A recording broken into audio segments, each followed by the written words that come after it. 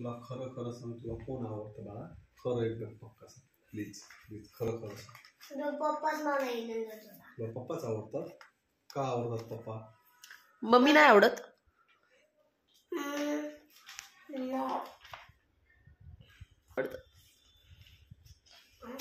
का आवडत पप्पा? का आवडतात तुला?